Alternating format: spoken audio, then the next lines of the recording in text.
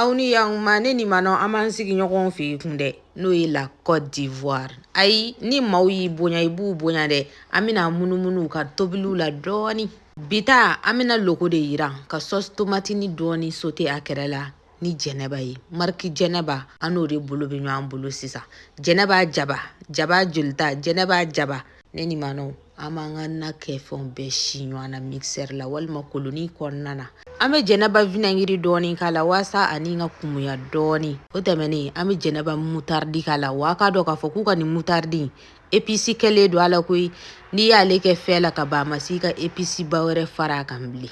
Layi poivron persil o susuko ɲuman an b'o dɔɔni k'a la. Ne ni ma no aw bɛ se k'a tourner ne ni ma no n baw fɛ. An bɛ sɔrɔ ka n'a laban ni tulu dɔɔni ye ka kɔgɔ k'a la. An bɛ kɔgɔko in kɛ k'a bɛn an sago ma. An b'a to yen a ka tobi f'a ka gɛrɛngɛrɛ. O waati la sa an bɛna an ka sɛfan balabala ka an ka logo fana yira. An b'an ka logo tigɛ cogo la tigɛcogo min bɛ bɛn an yɛrɛ sago ma. Ne bɛ n ta in bɔ tan ni fiɲɛ y'a fili a ɲɛ bɛ bilen dɔɔni ka tɛmɛ nin kan.